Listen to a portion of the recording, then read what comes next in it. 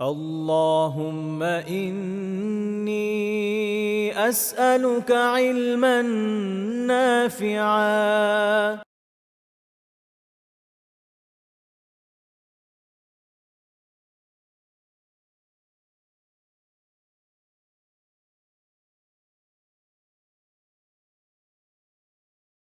السلام عليكم ورحمة الله وبركاته. الحمد لله رب العالمين، والصلاة والسلام على رسوله الأمين وعلى آله وصحبه أجمعين ومن تبعهم بإحسان إلى يوم الدين. أما بعد، فأعوذ بالله من الشيطان الرجيم. بسم الله الرحمن الرحيم. ثم آتينا موسى الكتاب تماما على الذي أحسن وتفصيلا لكل شيء وهدى ورحمة لعلهم بلقاء ربهم يؤمنون.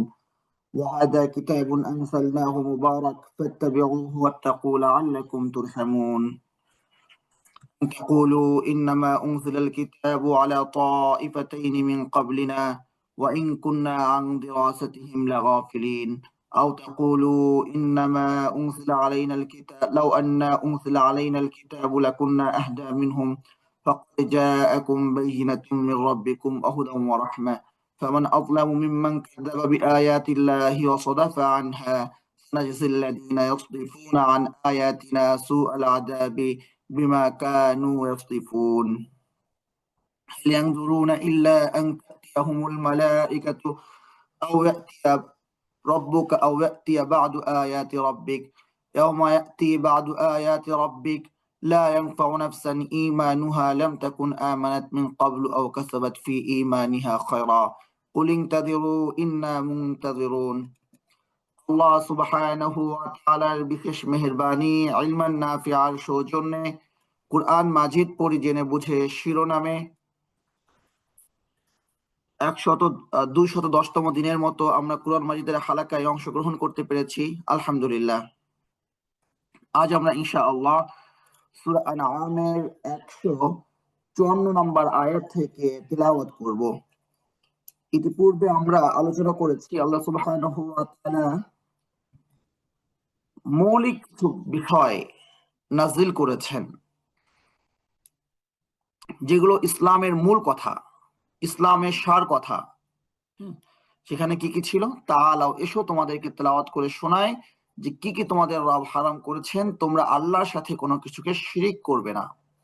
এটা হচ্ছে একদম মূল কথা, যে আমার দ্বারা অনেক কিছু হতে পারে, কোনো কাজে কমতি হতে পারে, বেশি হতে পারে, কিন্তু এতটুকু কখনো হবে না কোনো মুশরিক শিরক করবে।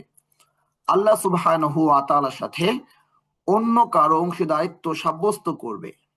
এটা যে কোনো কিছুর ক্ষেত্রে হতে পারে, ইবাদতের ক্ষেত্রে, আল্লাহ সুবহানাহু ওয়া তাআলার বিধান মানার ক্ষেত্রে, আল্লাহ সুবহানাহু ওয়া তাআলার আইন মানার ক্ষেত্রে, আল্লাহ সুবহানাহু ওয়া তাআলাকে ইলাহ, রব, রাজ্জাক হিসাবে জান্নাওয়ালার ক্ষেত্রে কোনো কিছুই শরীক করা যাবে না।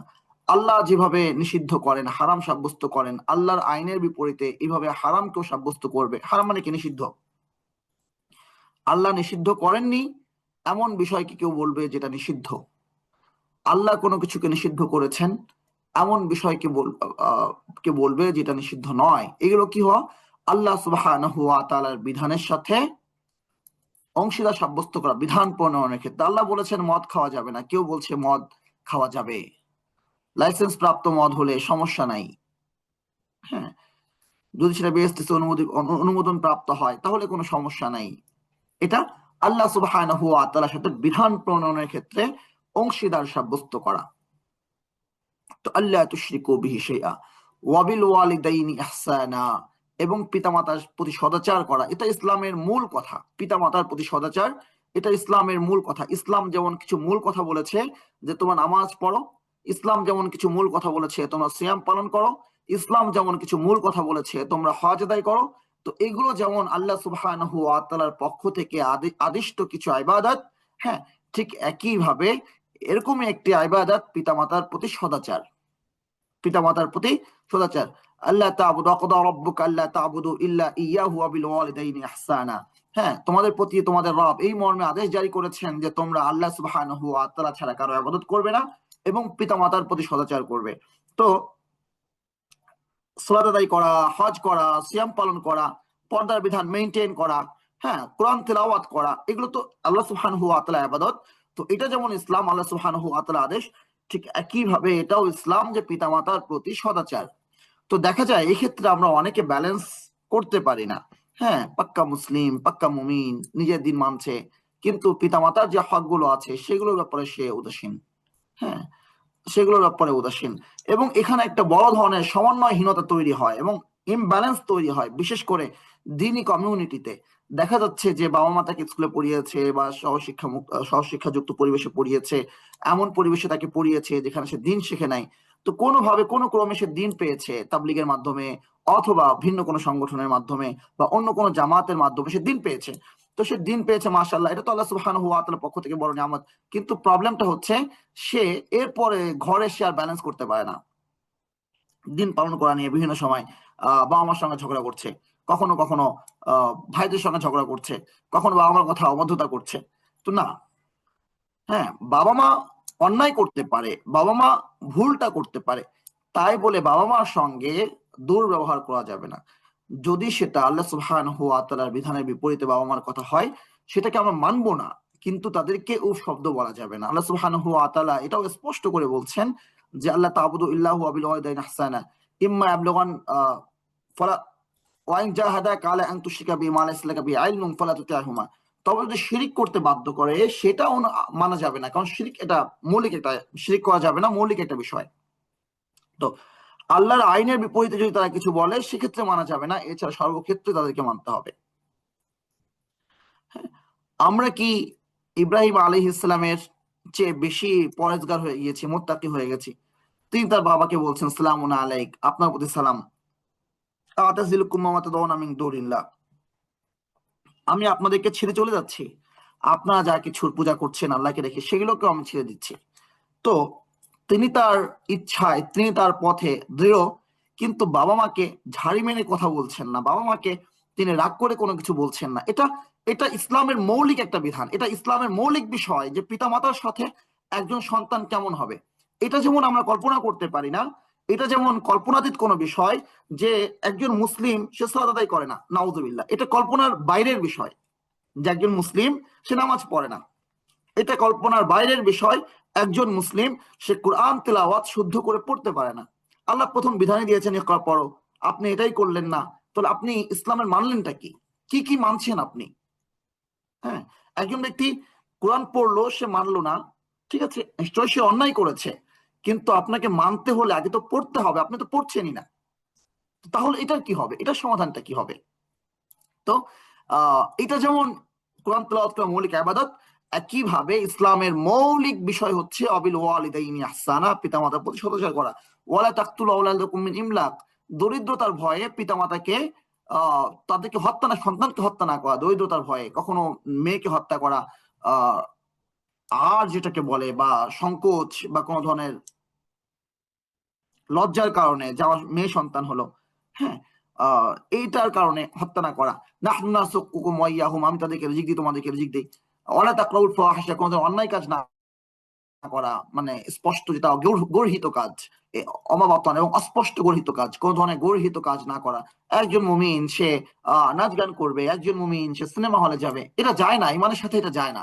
ওয়ালা তাকতুলুন নাফসাল্লাতী হারামাল্লাহু ইল্লা বিল হক, এমন কোন মানুষকে হত্যা করা, হত্যা খুন খারাপিতে লিপ্ত হওয়া, এই কাজগুলো একজন মুমিনের জন্য কখনো শোভনীয় নয়, এগুলো ইসলামের মৌলিক বিধান।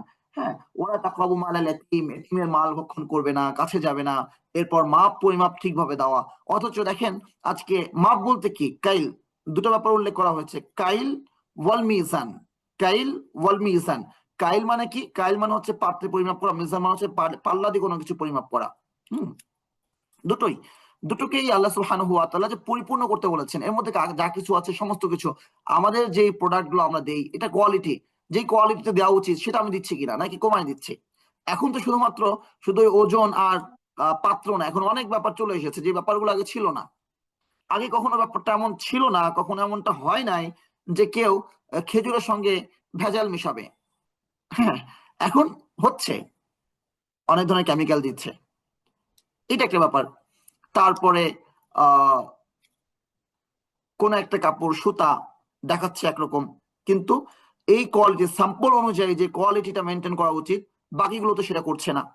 কখনো এটা হচ্ছে টাইমিং এর ক্ষেত্রে, হ্যাঁ, মেনটেন করছে না। 8 ঘন্টা ডিউটি নিয়ে আমি জব নিয়েছি, আমি প্রত্যেকদিন 6 ঘন্টা করে সময় দিচ্ছি, অথবা 8 ঘন্টায় ডিউটি করছি, এর বাইরে এই পরিমাণ পরিশ্রম আমি অন্য কোনো অফিসে করছি যে 8 ঘন্টা আমার পূর্ণ মনোযোগ, পূর্ণ আমার মেধা এখানে খরচ করা উচিত, সেই এনার্জি আমার নাই। তো সবাই দেখছে আমি কাজে বসে আছি, আমি কাজেই মনোনিবেশ করে আছি, আমার দেহ তো আছে কিন্তু আমার মনটা এখানে নাই।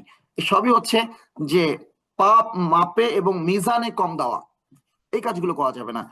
বিল কিসতি, ইনসাফ ভাবে, ন্যায় ন্যায় ভাবে আল্লাহ সুবহানাহু ওয়া তাআলা আপনার আকলের কাছে ছেড়ে দিয়েছেন, তোমার কিস্ত তুমি বুঝে নাও। হ্যাঁ, লা নুকাল্লিফু নাফসান ইল্লা উসআহা। আল্লাহ সুবহানাহু ওয়া তাআলা কোনো মানুষের সাধ্যের অতিরিক্ত চাপায় দেন না। সাধ্যের বাইরে যেটা, আপনি 8 ঘন্টা সময়ের জন্য আপনি এসেছেন, আপনার সব ঠিক আছে, আপনি পূর্ণ প্রস্তুতি নিয়ে এসেছেন, হুট করে খাওয়ার পর একটু ঝিমুনি আসলো, হ্যাঁ, 1 মিনিট আপনি ঝিমুলেন, 1 মিনিট আপনি অফিসের সময় কম দিলেন, আপনাকে ওয়াশরুমে যেতে হলো, সালাতে যেতে হবে, এগুলো তো আপনার প্রয়োজন, এগুলো তো করতেই হবে। ওয়াইদা কুলতুম ফাদিল ওয়ালাউ কানা দা কুরবা, যখন কথা বলবে ইনসাফপূর্ণ ভাবে বলবে। হ্যাঁ, এইগুলো বলে বলছেন হাদা সিরাতি মুস্তাকিমা, এটা আমার সরল পথ, একমাত্র পথ। সিরাতি আমার পথ, সিরাত একবচন, ওয়ালা তাত্তাবিউস সুবুলা, এগুলো ছাড়া আরো যত পথ আছে অনুসরণ করবে না। আজকে আমরা বলছি অমুক তমুক কেন এক হয় না, কেন এক হয় না? আরে ভাই, একটা মাঠে যখন আমরা একসাথে হব তখন তো আমরা একসাথেই আছি। এক মাঠে যখন আমরা একসাথে হব তখন তো আমরা একসাথেই আছি। তো একটা মাঠে একসাথে হওয়া যেমন, সিরাত মুস্তাকিম যেটা, সিরাত মুস্তাকিমের উপরে যখন আমরা একসাথে হব তখন তো আমরা একসাথে আছি। একজন ওই যে ডানের ওই রাস্তায় আছে, একজন ওই রাস্তায় আছে, একজন ওই রাস্তায় আছে, যতই বলি আমরা একসাথে হব, আমরা একসাথে কোথায় হব? একজন তো একজন তো গণতন্ত্র রাস্তায়, একজন তো মানে হিকমতের রাস্তায়, মানে হিকমত, এই জন্য এটা এটা বলা যাবে, এটা বলা যাবে। একদম তো অমুক ইজমের রাস্তায়, হ্যাঁ, অমুক, একজন তো অমুক দলীয় রাস্তায়। কিন্তু সবাই খুঁজে খুঁজে আমার এই মুহূর্তে কি করা উচিত, সিরাতুল মুস্তাকিমটা কি, আমি সেখানে আসি, এই কাজটা তো কেউ করছে না, এই কাজটা তো কেউ করছে না। যখন সবাই বলবে যে না, আমি কোথায় আসব, আমি আমার দলটা সিরাতুল মুস্তাকিমে আসবো, আরেকজন বলবে যে আমি কোথায় যাব, আমি তো সিরাতুল মুস্তাকিমে আসবো, আরেকজন বলবে যে আমি কোথায় যাব, আমি সিরাতুল মুস্তাকিমে আসবো, আরেকজন বলবে যে আমি কোথায় যাব, আমি সিরাতুল মুস্তাকিমে আসবো। হ্যাঁ, সবাই যখন একই জায়গায় চলে আসবে তখন তো আপনাকে কি কথা বলতে হবে না যে তোমরা এক হও। এক তো হয়েই গেছেন, সবাই সিরাতুল মুস্তাকিমের উপরেই আছেন। আর সিরাতুল মুস্তাকিমের এই এক জায়গাটা, এটা তো ভিজুয়াল কোনো প্লেস না, হ্যাঁ, এটা ফিজিক্যাল কোনো প্লেস না যে আপনি এক জায়গায় হলেন। এটা হচ্ছে একটা আদর্শ। সিরাতুল মুস্তাকিম এটা একটা আদর্শ, সিরাতুল মুস্তাকিম এটা একটা কর্মপন্থা, সিরাতুল মুস্তাকিম এটা কর্মপদ্ধতি, সিরাতুল মুস্তাকিম এটা একটা মানহাজ, সিরাতুল মুস্তাকিম এটা একটা মানে যখন আপনি এই মানহাজে নববীতে, এখানে আপনি সুন্নায় এই জায়গাটা আপনি চলে আসবেন, তখন দেখবেন যে আমরা এক হয়েই গেছি, সবারই একই কথা। কারণ সিরাতুল মুস্তাকিম তো একটা ভাই, এখানে একটাই কথা আছে, আপনি একাধিক কথা পাবেন না। এই জন্য দুইটা আয়াত আপনি লক্ষ্য করেন, একটা হচ্ছে যে আল্লাহ সুবহানাহু ওয়া তাআলা বলছেন ওয়াতাসিমু বিহাবলিল্লাহি জামিআ ওয়া তাফাররাকু, তোমরা আল্লাহর রজ্জুকে আঁকড়ে ধরো, বিচ্ছিন্ন হয়েও না। তো বিচ্ছিন্ন হব না কিভাবে?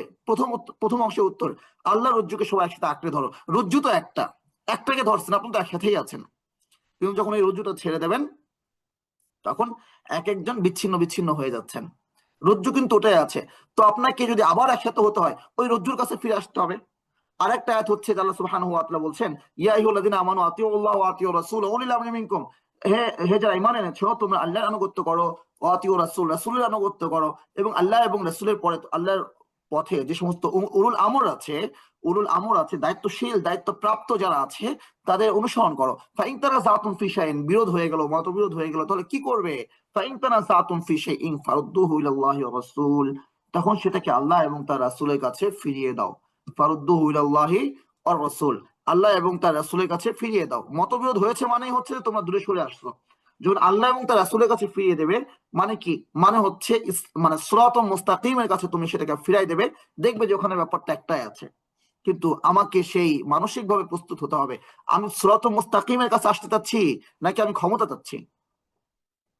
যদি সিরাতুল মুস্তাকিমের কাছে আসতে চাই, যদি আমি সিরাতুল মুস্তাকিমের কাছে আসতে চাই, ক্ষমতা না পেলেও আমি ওটা আঁকড়ে ধরবো। যদি আমি সিরাতুল মুস্তাকিমের কাছে আসতে চাই, তাহলে কোনো আসন না পেলেও আমি ওখানে আঁকড়ে ধরবো। আর যদি সিরাতুল মুস্তাকিমের কাছে আসতে না চাই, তাহলে ইসলাম কায়েমের নামে আমার যাচ্ছে তাই আমি করব। যখন আপনি ইসলামের জন্য মনে করবেন, আপনি মনে করছেন এটা ইসলামের জন্য কল্যাণকর, এটা আপনার মত, এটা নবী মানহাজ না। আপনি মনে করছেন এটা আপনার আপনি যেটা করছেন ইসলামের জন্য করছেন, আপনার ইখলাস ঠিক আছে, কিন্তু কথা হচ্ছে, প্রসঙ্গ এটা নয় যে আপনার ইখলাস ঠিক আছে কিনা, কথা হচ্ছে যে এটা নববী মানহাজ কিনা। যদি নববী মানহাজ হয়, হুম, তাহলে তো ঠিক আছে, সবাই মানতে বাধ্য। কিন্তু যদি নববী মানহাজ না হয়, তাহলে এটা আপনার মত, এটা ইসলামের জন্য করছেন, আপনার মত। আপনি যেমন আপনার অধিকার আছে একটা মত পেশ করার, ঠিক একই ভাবে আরো 10 জন 10টা মত পেশ করবে। এই 10টা মতকে তো আপনি কখনো একসাথে করতে পারবেন না, এক জায়গায় আনতে পারবেন না, এক জায়গায় আনতে পারবেন না, এটা পসিবল না। হ্যাঁ, আর যখন আপনি একই ওয়েতে, একই সিস্টেমে আপনি চেষ্টা করবেন, চিন্তা করবেন, এবং একই পন্থায় আপনারা সমাধান চেষ্টা করবেন সিরাত মুস্তাকিম অনুযায়ী, তখন পথ হয়ে যাবে সিরাত মুস্তাকিম অনুযায়ী। তো এখন প্রবলেম আপনার বলছেন নেতৃত্ব নিয়ে প্রবলেম, সবাই নেতা হইতে চায়, সবাই আমির হইতে চায়, সবাই চায় প্রধানমন্ত্রী হইতে, সবাই চায় রাষ্ট্রপতি হইতে, সবাই চায় মানে এমপি হইতে। তাহলে কিভাবে মিল হবে, কিভাবে স্যাক্রিফাইস করবে? ভাই এইগুলো কোনো প্রসঙ্গই না, এইগুলো কোনো বিষয়ই না। কারণ হচ্ছে যে সবাই যদি সিরাত মুস্তাকিমটাই লক্ষ্য বানিয়ে নেয়, সবাই যদি সিরাত মুস্তাকিমে ফিরতে চায়, তাহলে দেখা যাবে যে ওই দলের মধ্যে নেতা কে হয়েছে, সবার চেয়ে সে এগিয়ে, তাই তো সে নেতা হয়েছে। এই সিরাত মুস্তাকিম এমন একটা জায়গা, এখান থেকে অটোমেটিক্যালি একজন নেতা বের হয়ে যাবে, যে না আমাদের মধ্যে সেই কোয়ালিটিফুল, সবচেয়ে কোয়ালিটিফুল, সেই সবচেয়ে যোগ্য। আল্লাহ সুবহানাহু ওয়া তাআলা সেটাও স্পষ্ট করেছেন যে ইন্নী,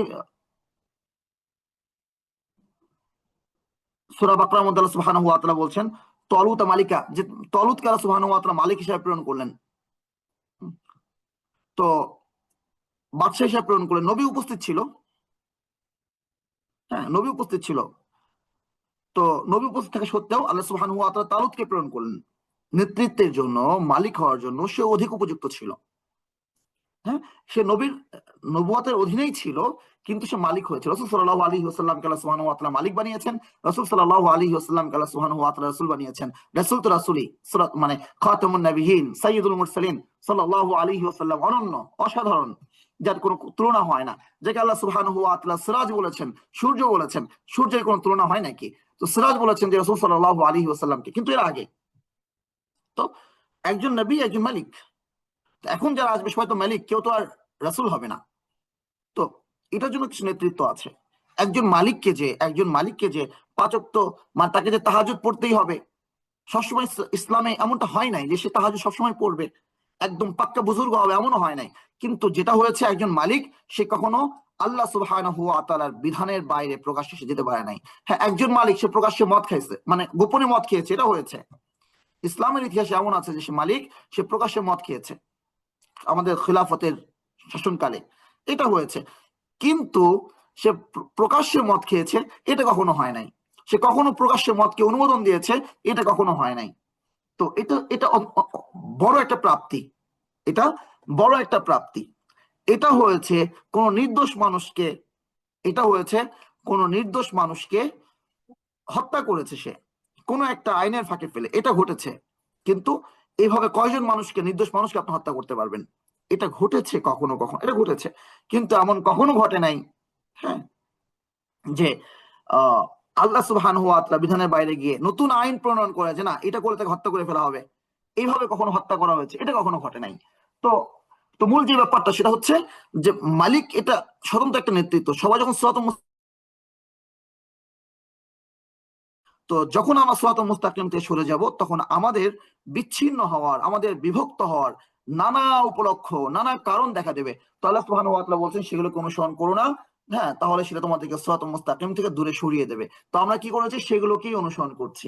যে আমেরিকা কোন পন্থা দিল, আব্বু কিসে খুশি হলো, আব্বু কিসে মাইন করলো, দিল্লি বাবা কিসে খুশি হলো, হ্যাঁ, দিল্লি কিসে মাইন করলো, ওয়াশিংটন কি চায়, তো এটা হয়ে গেছে এখন আমাদের মুখ্য উদ্দেশ্য। তো যার ফলে যেটা হচ্ছে যে এই আমাদের এক একজনের চাওয়া এক এক রকম হওয়ার ফলে এটা আমাদেরকে সিরাত মুস্তাকিম থেকে দূরে সরিয়ে দিচ্ছে, এবং এটা আমাদেরকে সিরাত মুস্তাকিম থেকে দূরে সরাতেই থাকবে যতক্ষণ না, যখন তোমরা মতবিরোধ করো, ফারুদ্দুহু ইলাল্লাহ, আল্লাহ এবং তার রাসূলের কাছে ফিরিয়ে দাও, মানে সিরাত মুস্তাকিমের কাছে ফিরিয়ে দাও। এরপর আল্লাহ সুবহানাহু ওয়া তাআলা বলছেন, কোরআনের কথা যখন আল্লাহ সুবহানাহু ওয়া তাআলা বলেছেন, এর আগে বহু জায়গায় কোরআনের সাথে আল্লাহ সুবহানাহু ওয়া তাআলা তাওরাতের কথা এনেছেন, ইনজিলের কথা এনেছেন। তাওরাত, ইনজিল এগুলো পরিপূর্ণ পারফেক্ট কিতাব ছিল, এগুলো কমপ্লিট কিতাব ছিল, কমপ্লিট গাইডেন্স ছিল, কিন্তু তারা সেগুলোকে অনুসরণ না করার কারণে তাদের কি হালত হয়েছে, আল্লাহ সুবহানাহু ওয়া তাআলা জায়গায় জায়গায় তাদের কথা বলেছেন যে তোমরা, তারা তো পারে নাই, তোমরা করো। আমরা অনেক সময় অনেক উদাহরণ দেই না, যে অমুক পারে নাই অমুক পেরেছে, দেখো তুমি শিক্ষা নাও, তুমি করো, অমুকের ছেলে কিন্তু ফার্স্ট হয়েছে, তোমাকে আরো ভালো করতে হবে, তোমাকে সারা পৃথিবীতে ফার্স্ট হতে হবে। এই যে তুলনা করি না আমরা, আল্লাহ সুবহানাহু ওয়া তাআলা জায়গায় জায়গায় কিন্তু কোরআনের সাথে তাওরাত যাদেরকে দিয়েছেন, ইনজিল যাদেরকে দিয়েছেন, তাদের আলোচনা করেছেন যেন তাদের মতো আমরা হারিয়ে না যাই, যেন তাদের মতো আমরা বিভ্রান্ত না হই। হ্যাঁ, এটা একটা দিক। দ্বিতীয় দিক হচ্ছে যে আমরা যেন, এটা আল্লাহ সুবহানাহু ওয়া তাআলার পক্ষ থেকে, যে আমরা ঈমান এনেছি শুধুমাত্র মুহাম্মদ সাল্লাল্লাহু আলাইহি ওয়াসাল্লামের প্রতি না, আমরা ঈমান এনেছি মুহাম্মদ সাল্লাল্লাহু আলাইহি ওয়াসাল্লামের প্রতিও, মুসা আলাইহিস ইসলামের প্রতিও, আমরা ঈমান এনেছি ইনজিলের প্রতিও এবং ঈসা আলাইহিস ইসলামের প্রতিও। এটা কি লা নুফারিকু বাইনা আহাদিম মিনহুম, কোন নবীর মাঝে আমরা পার্থক্য করি না। এটা আমাদেরকে কি শিক্ষা দেয়? এটা আমাদেরকে শিক্ষা দেয় যে আমরা মূলত কোন দলাদলির ভিত্তিতে আমরা এক হয়েছি এমন না, যে আমি মুসলিম, তুমি খ্রিস্টান, তুমি হিন্দু, তুমি ইহুদি। হ্যাঁ, এই দলাদলির ভিত্তিতে আমরা এক হয়েছি তাওহীদের ভিত্তিতে, আমরা এক হয়েছে শিরক না করার প্রতিশ্রুতিতে, এই চুক্তিতে যে আমরা এক, আমরা তাওহীদবাদী। তো সেই বিবেচনায় কোন গোষ্ঠী আমাদের মাঝে প্রতিবন্ধক নয়, কোন সীমানা আমাদের মাঝে প্রতিবন্ধক নয়, কোন সময় আমাদের মাঝে প্রতিবন্ধক নয়। আমরা মুহাম্মদ সাল্লাল্লাহু আলাইহি ওয়াসাল্লামকে যেভাবে বিশ্বাস করি, আমরা মুসা আলাইহিস সালামকে সেভাবে বিশ্বাস করি, আমরা ঈসা আলাইহিস সালামকে সেভাবে বিশ্বাস করি। যদিও তারা দাবি করছে সে আমাদের নবী, অমুক আমাদের নবী, সবাই আমাদের নবী। এটা আমাদের জন্য সবচেয়ে বড় শিক্ষা, যে দলাদলি না থাকা, দলাদলি না শেখা। এই জন্য কোরআনের কথা বলে আল্লাহ সুবহানাহু ওয়া তাআলা তাওরাতের কথা বলছেন, ইনজিলের কথা বলছেন। আল্লাহ কি বলছেন? থুম্মা, তারপরে কথা শোনো, আতাইনা মুসাল কিতাবা তামামান, আমি মুসাকে দিয়েছি কিতাব, মানে তাওরাত দিয়েছি তামামান, এটা একটা কমপ্লিট বই ছিল, তামাম আই তামান, কমপ্লিট বই ছিল, এটা একটা কমপ্লিট গাইডেন্স ছিল। আলাল্লাযী আহসানা, এটা কিসের বিনিময়ে? সে যে সদাচার করেছে, ইনসাফ করেছে, পূর্ণতা করেছে, সেই পুণ্যের বিনিময়ে আমি তাকে এই নিয়ামতটা দিয়েছি। এটা আল্লাহ সুবহানাহু ওয়া তাআলার একটা ফয়সালা। আল্লাহ সুবহানাহু ওয়া তাআলা কাউকে যখন দেন, আল্লাহ সুবহানাহু ওয়া তাআলা তাকে পরীক্ষা করেন, যে দেখেন যে আমার এই বান্দা এই নিয়ামত পাওয়ার জন্য উপযুক্ত কিনা, আমি বিনিময় হিসাবে তাকে দিয়েছি, সদাচারের বিনিময়। আল্লাহ সুবহানাহু ওয়া তাআলা বলছেন, হাল জাযাউল ইহসানি ইল্লাল ইহসান, সূরা রহমানের মধ্যে, সদাচারের বিনিময় কি সদাচার ছাড়া ভিন্ন কিছু হতে পারে? দুটো উদাহরণ, এক হচ্ছে ইব্রাহিম আলাইহিস সালামের। হ্যাঁ, ইব্রাহিম আলাইহিস সালামের যে সম্মান, এটা কে না জানে? হ্যাঁ, মিলাত আবিকুম ইব্রাহিম, আমাদের তোমরা তোমাদের পিতা ইব্রাহিমের মিল্লাতকে অনুসরণ করো। হ্যাঁ, ইসলাম, মুসলিম নামকরণটা তার দেওয়া, ওয়া সাম্মাকুম মুসলিমিন, তিনি তোমাদেরকে মুসলিম নামে নামকরণ করেছেন। যত নবী বলি, মুসা আলাইহিস সালাম, ঈসা আলাইহিস সালাম, সব তো সেই ইব্রাহিম আলাইহিস সালামের বংশে এসেছেন। তো সেই ইব্রাহিম আলাইহিস সালামের কথা বলছেন, ওয়াইদিব তালা, যখন ইব্রাহিম পূর্ণ করলেন, রব্বুহু বিকালিম, ওয়াইদিব তালা ইব্রাহিম রব্বুহু বিকালিমাতিন, হ্যাঁ, ইব্রাহিমকে যখন তার রব কিছু কালিমা দিয়ে, কিছু আদেশ দিয়ে পরীক্ষা করলেন, ফাতাম্মাহুন্না, ইব্রাহিম আলাইহিস সালাম সেই পরীক্ষাগুলো সম্পূর্ণ করলেন। কি কি ছিল? সন্তানকে জবাই করো, সন্তানকে রেখে আসো, স্ত্রীকে রেখে আসো, এই যে যা কিছু তিনি পূর্ণ করলেন। এরপরে আল্লাহ সুবহানাহু ওয়া তাআলা বলছেন, ইন্নী জাইলুকা লিন-নাসি ইমামা, আমি তোমাকে মানুষের জন্য ইমাম বানালাম, আমি তোমাকে মানুষের জন্য ইমাম বানালাম। তো আল্লাহ সুবহানাহু ওয়া তাআলা ইব্রাহিম আলাইহিস সালামকে পরীক্ষা নিয়েছেন, এরপর তাকে ইমাম বানিয়েছেন। এরপর দেখেন আল্লাহ সুবহানাহু ওয়া তাআলা বলছেন, ওয়াজআলনা মিনহুম আইম্মাতান ইয়াহদুনা বিআমরিনা, আমি তাদের মধ্যে থেকে বেশ কিছু ইমাম বানিয়েছি, মুত্তাকিনদের ইমাম যারা, ইয়াহদুনা বিআমরিনা, যারা আমার আদেশে মানুষকে পথ দেখাতো, লাম্মা সবর, কখন?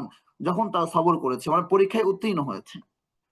হ্যাঁ, পরীক্ষায় উত্তীর্ণ হয়েছে। তো যখন আমরা দোয়া করব, রব্বানা হাব লানা মিন আজওয়াজিনা ওয়া যুররিয়াতিনা কুররাতা আইউনিন ওয়াজআলনা লিল মুত্তাকিনা ইমামা, রব আপনি আমাদেরকে আমাদের স্ত্রীদের থেকে, আমাদের বংশ থেকে কুররাতা আইউন, এবং এমন বংশধর দান করুন যেটা আমাদের চক্ষু শীতলকারী হবে, এবং আমাদেরকে মুত্তাকিনদের ইমাম বানান। তখন আমি যেন এটার জন্য প্রস্তুত থাকি যে রব আমাকে পরীক্ষা নেবেন যে আমি এই ইমাম হওয়ার জন্য উপযুক্ত কিনা, আমি এই সম্মান প্রাপ্তির জন্য উপযুক্ত কিনা। এটা মসজিদের ইমামতির কথা বলা হয় না, এটা মুত্তাকিনদের ইমাম, মানে একটা শ্রেষ্ঠত্বের একটা জায়গা। তো এটা পরীক্ষা দেওয়ার ব্যাপার, এটা ত্যাগের মাধ্যমে, এটা কুরবানির মাধ্যমে, এটা নিজের আমলের মাধ্যমে পরীক্ষা দেওয়ার ব্যাপার। তো আল্লাহ সুবহানাহু ওয়া তাআলা এখানে বলছেন কি, যে আমি মুসাকে কিতাব দিয়েছি, পূর্ণ কিতাব, সদাচার করেছে তার বিনিময় হিসাবে, এবং এটা কি বিশদ একটি কিতাব, ওয়াতাফসীলান লিকুল্লি শাই, সমস্ত কিছুর বিশদ বিবরণ এখানে আছে। মানে ব্যাপারে আল্লাহ সুবহানাহু ওয়া তাআলা একই কথা বলেছেন, তাওরাতের ব্যাপারে একই কথা বলেছেন, ওয়া হুদাম ওয়া রাহমা, এবং এখানে হেদায়েত রয়েছে, এখানে রহমত রয়েছে, লাআল্লাহুম বিলিকাই রাব্বিহিম ইউমিনুন, যেন তারা তাদের রবের সাক্ষাতের ব্যাপারটার প্রতি ঈমান আনে। রবের সঙ্গে সাক্ষাৎ করতে হবে, রব আমাকে জিজ্ঞেস করবেন, এতটুকু এনাফ আমাকে দিন মানার জন্য। এটা একটা মূল চালিকা শক্তি, এটা একটা মূল প্রেরণার জায়গা যে আমি আমার আল্লাহ সুবহানাহু ওয়া তাআলার আদেশ মান্য করব। আল্লাহ আদেশ করেছেন, ঠিক আছে, মানলাম না, কোনো সমস্যা নাই, তাহলে কেউই মানতো না। কিন্তু যখন আসবে যে আল্লাহ সুবহানাহু ওয়া তাআলা এটার জন্য আমাদেরকে ধরবেন, আমাদেরকে মুখোমুখি হতে হবে, একজন শিক্ষার্থী কেন পড়বে? পড়ালেখা তো সহজ বিষয় না, পড়ালেখা তো সহজ ব্যাপার না, তাকে পড়তে হয়, তাকে কষ্ট করতে হয়, তাকে মেধা ঘামাতে হয়, তাকে তার টাইমলি ঘুম থেকে উঠতে হয়, তার মন চাচ্ছে সে ঘুম থেকে উঠবে 9:30টায়। আছে না অনেকে যে যখন ঘুমটা যখন একদম কমপ্লিট হয়ে যায়, ঘুম চোখে আর কোনো ঘুম নাই, তখন সে বিছানা থেকে ওঠে, কোনোদিন 9টায়, কোনোদিন 10টায়, কোনোদিন 8টায়, হয় না হয়।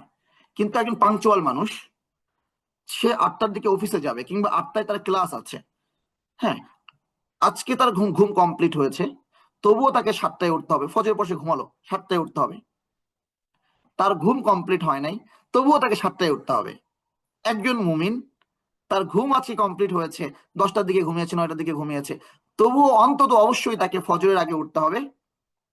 সে ঘুমিয়েছে রাত একটাই কোনো কারণে সে ঘুমাতে পারে নাই, বাহির থেকে ফিরতে লেট হয়ে গেছে, ও দিনও তাকে উঠতে হচ্ছে ঠিক ফজরের আগে। তাহলে এটা হচ্ছে দায়বদ্ধতা।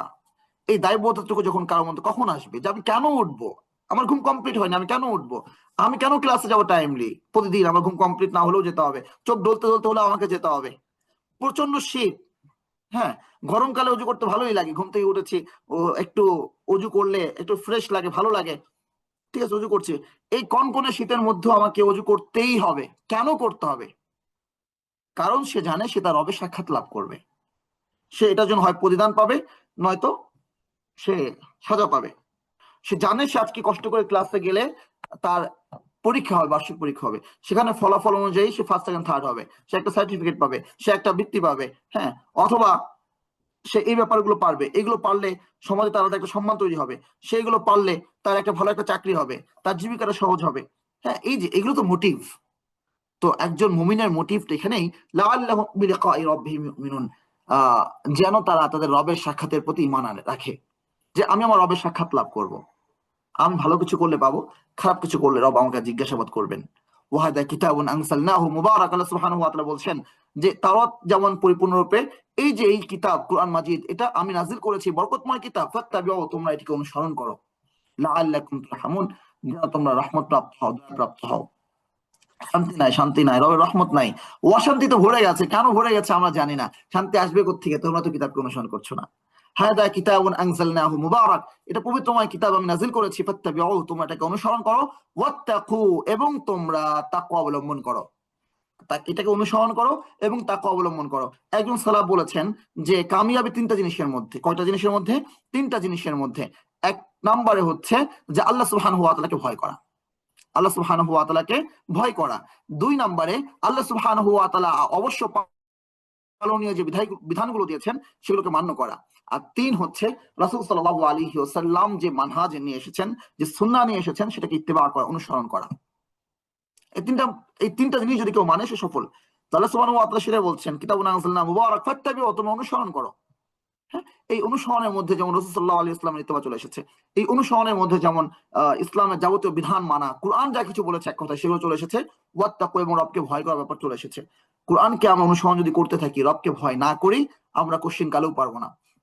রবের তাকওয়া হচ্ছে একটা গার্ড, এটা আমাকে আমার মনের বাইরে যখন যাবে, কোরআনের সমস্ত কিছু আমার পক্ষে যাবে না। কুতিবা আলাইকুমুল কিতাল ওয়া হুয়া কুরহুল লাকুম, তোমাদের উপর কিতালকে ফরজ করা হয়েছে, যদিও এটা তোমাদের জন্য অপছন্দনীয়। কেন? আসা আন তাকরাহু শাইআন ওয়া হুয়া খায়রুল লাকুম, তোমরা এমন কোন বিষয়কে অপছন্দ করছো, হতে পারে অতি, তোমরা আশা রাখো এমন কোন ব্যাপার তোমরা অপছন্দ করছো, কিন্তু সেটা তোমাদের জন্য কল্যাণকর। তো অপছন্দনীয় বিধান যেটা আমার মানতে কষ্ট হয়, এমন বিধান কোরআনে আছে? আমার কষ্ট হচ্ছে, মানুষ তো, আমার এই মুহূর্তে বিশ্রাম প্রয়োজন, এই মুহূর্তে আমার দেহ চাচ্ছে একটু শান্তি, কিন্তু কোরআন বলছে যে না, এখন তোমাকে এই শান্তিটা কুরবানি করতে হবে, হ্যাঁ, কুরবানি করতে হবে, ফাত্তাবিউ। তো এই ইত্তিবাকে গার্ড দেয় তাকওয়া। তো ফাত্তাবিউ ওয়াত্তাকু, যদি এই দুটোকে তোমরা করতে পারো, লাআল্লাকুম তুরহামুন, তোমরা রবের দয়া প্রাপ্ত হবে। আল্লাহ সুবহানাহু ওয়া তাআলা বলছেন যে কেন বললাম তোমাদেরকে যে কিতাবকে অনুসরণ করো? যেন তোমরা কথা বলতে না পারো কিতাব দিয়েছি তোমাদেরকে, মনে রেখো তোমাদের কিন্তু কিতাব দিয়েছি আমি, কথা বলার সুযোগ না তাকুলু, যেন বলতে না পারো ইন্নামা উনজিলাল কিতাবু আলা তাইফাতাইন মিন ক্বাবলিনা, আমাদের পূর্বে দুটি জাতিকে কিতাব দেওয়া হয়েছে, ইহুদি এবং নাসারা। আমাদের পূর্বে দুটি জাতিকে কিতাব দেওয়া হয়েছে। ওয়াইন কুন্না আন দিরাসাতিহিম লাগাফিলিন, কিন্তু এ ধরনের কোন কিতাব পাঠ থেকে তো আমরা তো গাফিল ছিলাম, আমাদের উপর কিছু নাজিল হয় নাই। আও তাকুলু, কিংবা বলবে লাউ উনজিলা আলাইনাল কিতাব, এরকম একটা কিতাব যদি আমাদের উপর নাজিল হইতো তাহলে আমরা একদম, মানে ওই যে বলে না যে একদম আমরা দেখাই দিতাম, ফাটাই ফেলতাম। তো আন তাকুলু, তোমরা বলবে যে লাউ আন্না উনজিলা আলাইনাল কিতাব, এমন একটা কিতাব যদি আমাদের উপর নাজিল হইতো লাকুন্না হাদা মিনহুম, আমরা তাদের চেয়ে অধিক হিদায়াত প্রাপ্ত হয়ে যাইতাম। এই ধরনের কথা যেন তোমরা বলতে না পারো। ফাকাদ জাআকুম বাইয়িনাতুম মির রাব্বিকুম, তোমাদের কাছে এসেছে তোমাদের রবের পক্ষ থেকে সুস্পষ্ট বাইয়িনা, সুস্পষ্ট বিবরণ, ওয়া হুদান, এবং হেদায়েত, ওয়া রাহমা, এবং রাহমাত। ফামান আযলামু মিম্মান কাযযাবা বিআয়াতিল্লাহি ওয়াসদাফা আনহা, ওই ব্যক্তির চেয়ে বড় জালেম কে হতে পারে যে আল্লাহর আয়াতসমূহকে মিথ্যা প্রতিপন্ন করে এবং আল্লাহর আয়াতসমূহ থেকে মুখ ফিরিয়ে নেয়। সানাইজিল্লাযীনা ইয়াসদিফুনা আন আয়াতিনা সুআল আযাব, যারা আমার আয়াতসমূহ থেকে মুখ ফিরিয়ে নিয়েছে অচিরেই আমি তাদেরকে সাজা প্রদান করব, সুআল আযাব, নিকৃষ্টতম আযাব, বিমা কানু ইয়াসদিফুন, তাদের এই মুখ ফিরিয়ে নেওয়ার কারণে। যতটুকু তেলাওয়াত করা হলো সূরা আনআমের 157 নম্বর আয়াত পর্যন্ত, আল্লাহ রাব্বুল আলামিন আমাদের আমল করার তৌফিক দান করুন।